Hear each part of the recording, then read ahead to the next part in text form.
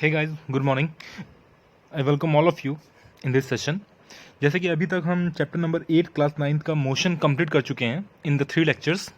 और lecture number 3 के पीछे मैंने कुछ क्वेश्चंस भी दिए हैं रिगार्डिंग मोशन अटेम्प्टेड। आज जो हम स्टार्ट करने वाले हैं वो chapter number 9 of class 9th, force and laws of motion. So first of all जो हमें यहाँ पे देखना है कि अभी तक जो हम लोगों ने मोशन पढ़ा है, ठीक है, वो एक कॉज है, इफेक्ट है। ठीक है, जो हमने अभी तक मोशन पढ़ा है दैट इज एन इफेक्ट। इस चैप्टर में जो हम पढ़ने वाले हैं वो फोर्स। ठीक है, तो इसे हम कहेंगे कॉज ऑफ मोशन। पहले चैप्टर में हमने क्या पढ़ा? हमने पढ़ा कि इफेक्ट ऑफ फोर्स, फोर्स के इफेक्ट से होता क्या है। तो effect of force is motion. इस चैप्टर में हम पढ़ेंगे कॉज ऑफ मोशन। ठीक है, मोशन होने का कारण क्या है, what is the cause of motion. ठीक है, तो इस चैप्टर का नाम इसीलिए है force and laws of motion. Force which is the cause which produces motion. तो चलिए आज हम स्टार्ट करते हैं इस चैप्टर सेशन को और चलते हैं।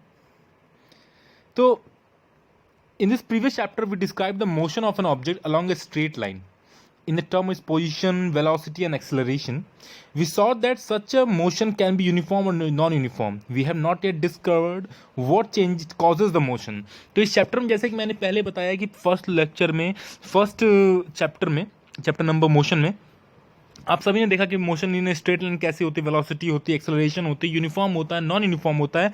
यहाँ पे हम जो पढ़ेंगे वो पढ़ेंगे व्हाट कॉजेज द मोशन। ठीक है, why does the speed on object which changes with time. कोई भी बॉडी का स्पीड अगर चल रही है तो यूनिफॉर्म कैसे है, यूनिफॉर्म से नॉन यूनिफॉर्म कैसे बनती है, क्या ऐसा कॉज है, वो सब चीज़ों के बारे में देखेंगे। ठीक है, हर मोशन के लिए ये फोर्स जो है ज़रूरी है, हर मोशन के लिए फोर्स क्या ज़रूरी है, और इस तरह के नेचर को क्या कहेंगे हम। ठीक है, तो इन सब का आंसर हमें इस चैप्टर में मिलेगा। ठीक है, तो for many centuries, the problems of motion and this cause has puzzled scientists and philosophers. A ball on the ground, when given a small hit, does not move forever. Such observations suggest that rest is a natural state of an object. ठीक है, तो जैसे हमने बहुत सारी चीज़ें हमने देखी हैं कि बॉल है, अगर इसको मैंने किसी फोर्स से F से मूव किया तो ये v वेलोसिटी से मूव तो करेगा, लेकिन कुछ देर तक, फिर उसके बाद वो बॉडी रुक जाती है। ठीक है, वो हमेशा के लिए नहीं करती। ठीक है, तो ये जो रेस्ट है, rest is the natural state of any object. ठीक है, rest is the natural state of the object. ठीक है, तो यही चीज़ गैलीली साइंटिस्ट आइजैक न्यूटन को ये सब थोड़ा परेशान करने लगा कि ये ऐसा क्या है कि जिसके कारण ये ऐसा हो रहा है। ये कोई बॉडी को फोर्स देते हैं तब वो मूव करता है, और किसी फोर्स के कारण वो फिर रुक जाता है। तो इन्हीं सब चीज़ों के बारे में आज हम देखने वाले हैं। ठीक है, कि फोर्स क्या होता है, कैसे ये मोशन को कॉज करता है। ठीक है, तो चलिए हम स्टार्ट करते हैं इसको कि फोर्स कैसा है। In our everyday life we observe that some effort is required to put a stationary object stationary object into motion or stop a moving object. ये हम सभी जानते हैं कि किसी भी बॉडी को अगर मूव करना है तो उसको कोई ना कोई फोर्स चाहिए होगा।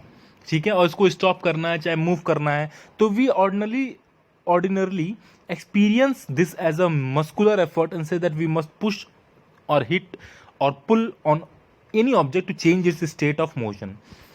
तो यही है फोर्स का कंसेप्ट। ठीक है, तो the concept of force is based on the push, hit or pull. तो यहां पे मैं ये कह सकता हूं, तो what is force? Force is just a push और पुल। फोर्स क्या है? Just it is a push और पुल। अब इस फोर्स को पुश और पुल होने के कारण क्या क्या हो सकते हैं। ठीक है, तो ये फोर्स है, ये क्या क्या काम में आ सकता है। पहली बात तो डायरेक्शन चेंज करने में, किसी बॉडी के डायरेक्शन को चेंज करने के लिए, किसी बॉडी के स्पीड को चेंज करने के लिए, किसी बॉडी के शेप, साइज को चेंज करने के लिए, इन सब की ज़रूरत हमें फोर्स में पड़ती है। फोर्स क्या क्या कर सकता है, कोई बॉडी अगर मूव करके आ रही है उसकी तरफ तो डायरेक्शन चेंज कर सकता है, उसको किक करके, जैसे फुटबॉल ले लीजिए। किसी बॉडी को अगर रेस्ट पे है और उसको किक किया फुटबॉल को तो वो स्पीड गेन करने लगती है। कोई बॉडी अगर उसके पास आ रही है उसको रोका तो स्पीड डिक्रीज करने लगती है। ठीक है, आपने स्प्रिंग लिया और उसको फोर्स से खींचा तो उसकी शेप और साइज चेंज कर सकते हैं। तो force can do all this thing. तो force is just a push और a pull, we can say that. ठीक है, in fact no one has seen, tested or felt a force, however we always see or feel the effect of a force। ठीक है, it can only be explained by the describing what happens when a force is applied to an object। ठीक है, तो force कभी किसी ने देखा नहीं है, सच्चाई, इट इज अ ट्रू। ठीक है, it's not a myth, it's true thing. लेकिन हम उसके इफेक्ट को फील करते हैं, हम उसके इफेक्ट को फील करते हैं। आपने एक नेल लिया, उसको हैमर से स्ट्राइक किया तो वो अंदर जाता है, तो ये फोर्स है। ठीक है, हम देखते नहीं उसको, हम फील करते हैं कि हाँ हमारे फोर्स लगाने से वो अंदर गया। तो पुशिंग, हिटिंग और pulling of an object are all ways of bringing objects in motion. ठीक है, from your student in earlier classes you always also familiar with the fact that force can use to change the magnitude of velocity। magnitude of velocity का मतलब उसकी speed. ठीक है, velocity एक vector quantity है। Velocity क्या है, vector quantity है। और स्पीड क्या है, स्पीड इज स्केलर। तो वेलोसिटी को मैं लिख सकता हूँ तो मैग्नीट्यूड ऑफ स्पीड।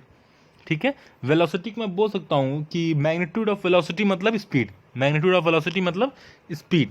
तो it can change the magnitude of velocity of an object. ठीक है, उसको फास्ट या स्लो भी कर सकता है, उसको डायरेक्शन भी चेंज कर सकता है, उसके मोशन का, उसके शेप एंड साइज को भी चेंज कर सकता है। तो ये सब फोर्स के अंदर होते हैं। ठीक है, as you see this type of examples over here, the trolley moves along the direction we push it, the drawer is pulled, the hockey stick hits the ball forward and it can stop the ball too, the spring changes the shape and size, this ball changes the shape and size because of forces, because of forces। okay, अब आता है आपका balance and unbalance force. अब देखिए, जैसे कि मैंने कहा कि फोर्स, ठीक है, तो फोर्सेस दो टाइप के हैं। ठीक है, force are of two types. First one is balance force and second one is unbalance force. अब देखिए, बैलेंस और अनबैलेंस फोर्स का सबसे पहले हम बैलेंस को लेते हैं। तो बैलेंस फोर्स का मतलब ही यही है कि if a body is here, take it as a desk. ठीक है, take it as a desk. ये मैंने ये लिया, एक ट्रॉली है और मैं इसको यहां से पुश कर रहा हूं विथ फोर्स ऑफ 2 न्यूटन। ठीक है, और मैं इसको इसके अपोजिट डायरेक्शन से फोर्स को पुश कर रहा हूं, तो ये भी 2 न्यूटन से। तो मैं साउथ में इसको पुश कर रहा हूं 2 न्यूटन से और उसको नॉर्थ में पुश कर रहा हूं 2 न्यूटन से। तो क्या ये बॉडी मूव करेगी? ठीक है, ये बॉडी मूव करेगी, तो हम लिख सकते हैं नो मूवमेंट, नो मूविंग लिख सकते हैं। ठीक है, no moving of any body. तो यही क्या है, ये एक तरह का बैलेंस फोर्स है कि एक ऑब्जेक्ट अगर दोनों तरफ से सेम अमाउंट ऑफ फोर्स को एक्सपीरियंस करती है, अगर कोई body, take it as a, body A experience a force of 2 Newton from both opposite sides, then it called a balance force। When a body experience the same amount of force from different direction, from the opposite, we can say from opposite direction, then we can say that balance force। ठीक है, अब देखिए ऐसे एक wall है। ठीक है, ये एक वॉल है और मैं यहां पे खड़ा हूं, मैं इसको यहां से पुश कर रहा हूं, तो क्या ये वॉल मूव कर रहा है? ठीक है, यहां पे मैं लिख सकता हूं नो मूवमेंट। ठीक है, नो मूवमेंट। तो क्या हो रहा है, क्या किस टाइप का फोर्स है, बैलेंस की unbalance? It is a balance force, because जितना मैं फोर्स इस वॉल पे लगा रहा हूं उतना ही फोर्स पलट के वॉल मुझ पे लगा रहा है। ठीक है, उतना ही फोर्स वॉल मुझ पे लगा रहा है, तो इसीलिए वॉल का मूवमेंट नहीं हो रहा है, इसीलिए वॉल का मूवमेंट नहीं हो रहा है, तो इसलिए हम इसको कह सकते हैं बैलेंस फोर्स। लेकिन अगर मैं यहाँ पे कहूँ, अगर मेरे पास कोई ऐसी बॉडी है, ठीक है, इसको मैंने इस तरफ से 5 न्यूटन का फोर्स लगाया और इस तरफ से मैंने 3 न्यूटन का फोर्स लगाया, ठीक है, तो 5 न्यूटन का फोर्स लगाया, 3 न्यूटन का फोर्स मैंने उसके अपोजिट डायरेक्शन से लगाया, तो बॉडी मूव करना चालू करेगी इस डायरेक्शन में 2 न्यूटन के फोर्स से। इधर 5 न्यूटन है, इधर 3 न्यूटन है, 5 माइनस 3 2 न्यूटन के फोर्स से लगाया तो मैंने 5 न्यूटन है, लेकिन 3 न्यूटन को ये एक्सपीरियंस करेगा और 2 न्यूटन के फोर्स से ये आगे बढ़ना चालू हो जाएगा। इसे हम कहते हैं अनबैलेंस्ड फोर्स, ठीक है, अनबैलेंस्ड फोर्स ही मोशन का कारण होता है, ठीक है, unbalanced force is the cause of real motion. Balanced force भी होता है, अनबैलेंस्ड फोर्स भी होता है। जैसे कि अगर मैं बात कहता हूं आपसे कि एक बॉक्स है इस फ्रिक्शन सरफेस पे, जिस पे बॉडी पे फ्रिक्शन है, तो ये वेट लगा रहा है बॉडी का mg, ठीक है, ये वेट लगा रहा है mg, ये एग्जांपल दे रहा हूं, ये आप लोग टॉपिक में अभी नहीं है, और ये बॉक्स जो है, ये बॉक्स इस सरफेस पे लगा रहा है mg, और ये जो सरफेस है इस बॉक्स पे लगा रही है नॉर्मल, ठीक है, इसलिए ये मूवमेंट नहीं कर रहा है, ठीक है, तो उस केस में n is equals to mg लिख सकते हैं हम, क्योंकि ये बैलेंस्ड फोर्स है, क्योंकि ये बैलेंस्ड फोर्स है जिसके कारण कोई बॉडी मूवमेंट नहीं कर रही है। अनबैलेंस्ड फोर्सेस कॉजेस मोशन, ठीक है, unbalanced force cause motion. Figure 9.3 यहां पे देख लेते हैं, ठीक है, 9.3 फिगर ये है आपका, एक्स और वाई डायरेक्शन में एक बॉक्स रखा गया टेबल पे, उस पे हम फोर्स लगा रहे हैं।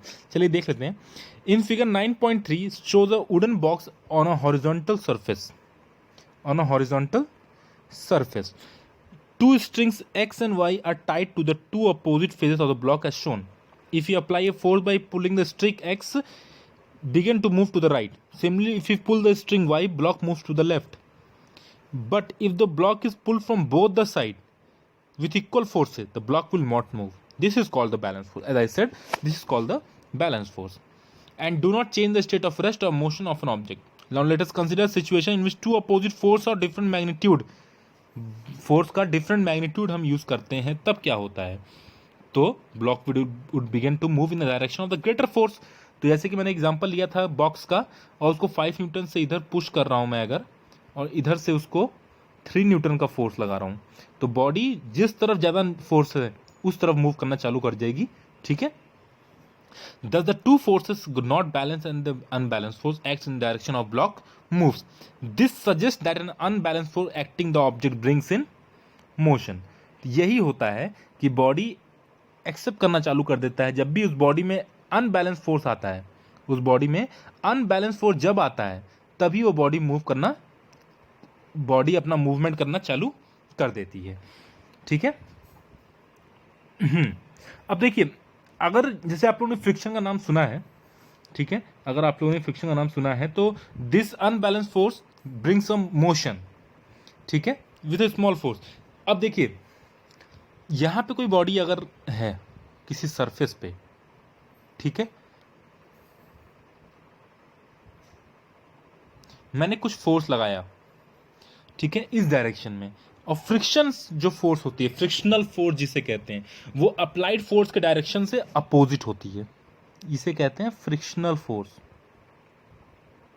ये फ्रिक्शनल फोर्स कब आता है, जब दो बॉडी कांटेक्ट में होती हैं। जैसे देखिए, ये बॉक्स जो है इस टेबल के ऊपर है, इस टेबल के ऊपर है, तो इन दोनों का कांटेक्ट है, इन दोनों का कांटेक्ट है, तो जो दो बॉडी कांटेक्ट में रहती हैं तभी फ्रिक्शन फोर्स का उनके सरफेस के बीच में यहाँ पे फ्रिक्शन आएगा, यहाँ पे फ्रिक्शन आएगा, यहाँ पे, ठीक है, इन दो बॉडी के बीच का फोर्स, ठीक है, और वो अप्लाइड फोर्स के अपोजिट होगा। मैंने 5 न्यूटन लगाया, इस फ्रिक्शन फोर्स जो लगा रही है वो भी 5 न्यूटन लगाएगी।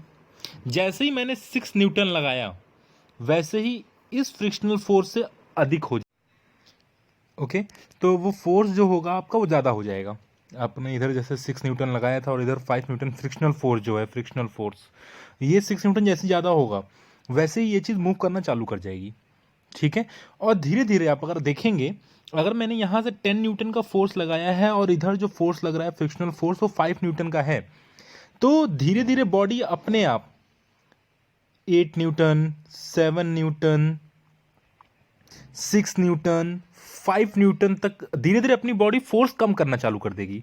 अपने पे जो फोर्स लग रही है, जो मैंने लगा के उसको फोर्स दे के बॉडी को मूवमेंट दे दी है, उससे वो धीरे धीरे अपनी बॉडी को स्पीड को कम करना चालू कर देगी। ठीक है, इसलिए बॉडी चलते चलते अपने आप रुक भी जाती है। आप लोगों ने यहाँ पे कोई एग्जांपल एक दिया है, what happens when we ride a bicycle, when we stop pedalling the bicycle begins to slow down, this is again because of the frictional force acting opposite to the direction of motion. ठीक है, तो अगर मैंने एक body मेरे पास है, उसकी जो फ्रिक्शनल फोर्स है वो मैक्सिमम फ्रिक्शनल फोर्स उसकी 6 न्यूटन है, मतलब 6 न्यूटन से ज़्यादा जहाँ लगाएंगे वहाँ पे बॉडी मूव करना चालू कर जाएगी। तो पहले मैंने इस पे लगाया 3 न्यूटन का फोर्स, तो क्या बॉडी मूव करेगी? नहीं। फिर उसके बाद मैंने लगाया इस पे 5 न्यूटन का फोर्स, तो क्या बॉडी मूव करेगी? नहीं। जैसे ही मैंने इस पे 6 न्यूटन का लगाया, तो क्या बॉडी मूव करेगी? नहीं। तब भी ये बैलेंस फोर्स में जैसे ही मैंने 7 न्यूटन का फोर्स लगाया, बॉडी मूवमेंट करना अपने आप चालू कर देगी।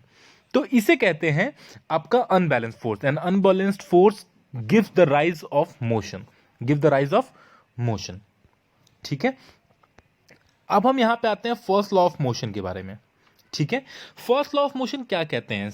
Newton, Isaac Newton sir have discovered 3 laws of motion, first, second, and third law. In this chapter, we will discuss all the three law of Isaac Newton, sir. Okay, so starting with the first law of motion. First law states that when a body is in rest, it will be in rest. Okay, when the body is in motion, it will be in motion, remains in motion. ठीक है, when a body is in rest it will be in rest, when a body is in motion it will be in motion until and unless कोई external force उस पर लगाई ना जाए। जब तक कोई एक्सटर्नल फोर्स किसी बॉडी पे नहीं लगाई जाती तब तक बॉडी अपने स्टेट को नहीं छोड़ेगी, अपने स्टेट को नहीं छोड़ेगी। कहने का मतलब है कि अगर कोई बॉडी आपकी यहाँ पे है, जैसे अलमीरा ले लीजिए अपने घर का, ठीक है, अगर वो रेस्ट पे है, ठीक है, अगर वो रेस्ट पे लग रही है तो एक्सटर्नल फोर्स जीरो है, एक्सटर्नल फोर्स उस पे जीरो। जैसे कि फ्रिक्शनल फोर्स इधर से लग रही है इसको, ठीक है, फ्रिक्शनल फोर्स आपकी इस डायरेक्शन में लग रही है, इस डायरेक्शन में लग रही है, ऊपर से एक फोर्स लग रही है, नीचे से एक फोर्स लग रही है, एक इधर से फोर्स, तो हर जगह से फोर्स तो लग रही है लेकिन सभी फोर्स एक दूसरे को कैंसल आउट कर दे रहे हैं, जिससे कि वो बॉडी जो है आपकी रेस्ट में है। जैसे ही मैं यहाँ पे एक पुश लगाता हूँ या पुल लगाता हूँ, बॉडी मूवमेंट करना चालू कर देगी, बॉडी मूवमेंट करना चालू कर देगी। अगर यहाँ पे जैसे कि मैंने कहा कि चारों तरफ से इक्वली फोर्स लग रही है,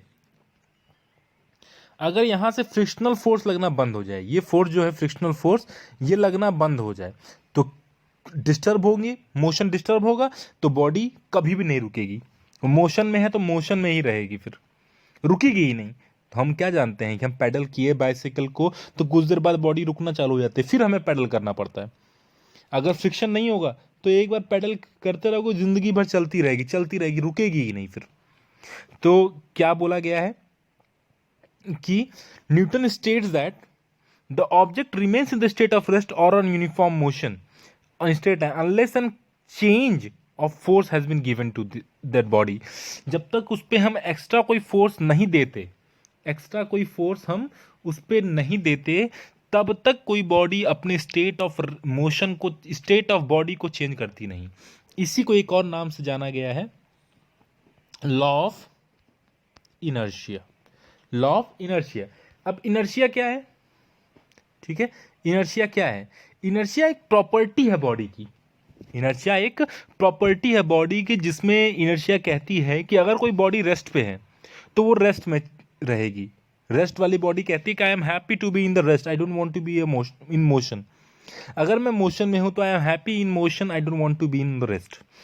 इसका एक एग्जांपल, बहुत अच्छा एग्जांपल है कि देयर इज अ कार, ठीक है, there is a car, you are sitting in the car ठीक है।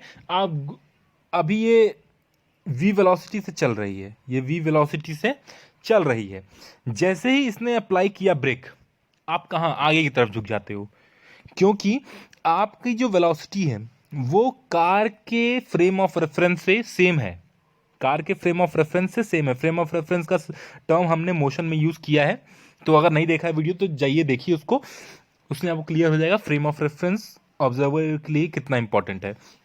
हाँ, तो हमने फ्रेम ऑफ रेफरेंस की बात की। फ्रेम ऑफ रेफरेंस में कहने का मतलब ये है कि अभी जो बॉडी है, ये बॉय है, ये फ्रेम ऑफ रेफरेंस कार के फ्रेम ऑफ रेफरेंस में है, ठीक है, कार के फ्रेम ऑफ रेफरेंस में है।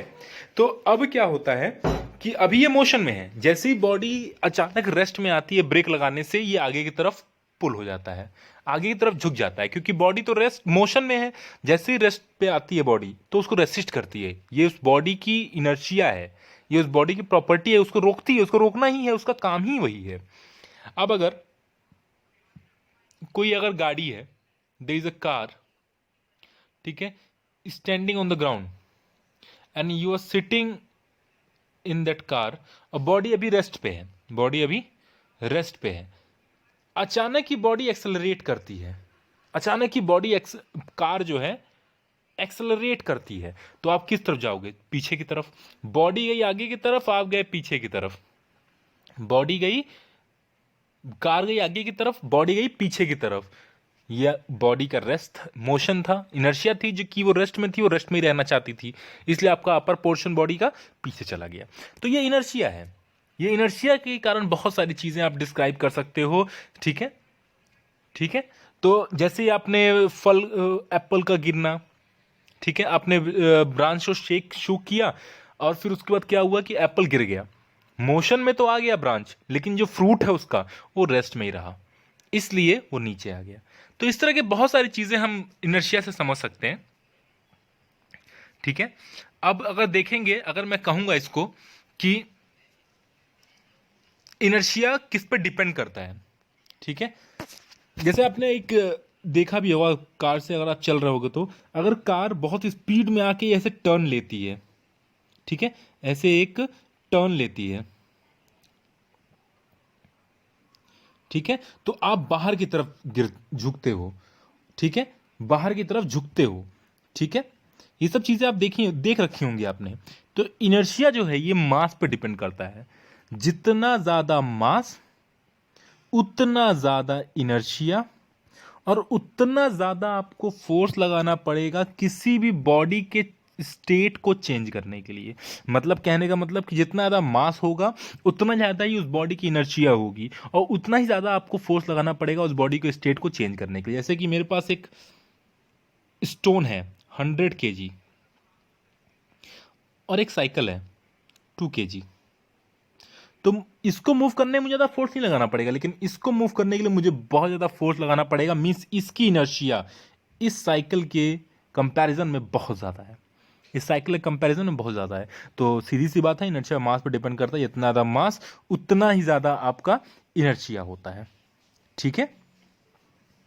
आई होप सो मैं क्लियर होऊंगा, ठीक है। तो इनर्शिया को आप मास से ही मेजर कर सकते हो, जितना ज़्यादा मास होगा उतना ही ज़्यादा इनर्शिया होगा, ठीक है। तो ये नेचुरल टेंडेंसी होती है ऑब्जेक्ट की कि वो अपने स्टेट को प्रिजर्व करके रखता है, ठीक है, प्रिजर्व करके रखता है। और इनर्शिया को आप क्या कह सकते हो? The mass of an object is a measure of its inertia, ठीक है। अगर जिस बॉडी का जो मास है, उसका जो मास है वही उसका इनर्शिया का मेजर है। मतलब 100 kg अगर मास है तो उसको 100 न्यूटन फोर्स लगाना पड़ेगा उस बॉडी को चेंज करने के लिए, उस बॉडी के स्टेट को चेंज करने के लिए, ठीक है। एक ऐसा एग्जांपल है, ठीक है। I hope so I am clear with the term force which is push और pull, balanced and unbalanced force. Unbalanced force give rise to the motion, and I am also clear with the term first law of motion and inertia, law of inertia, also known as first law. In the next lecture we will go through the second law of motion and third law of motion, and the most important, conservation of momentum. ठीक है, I hope so you like this video, and please go through it. Thank you so much. Have a nice day.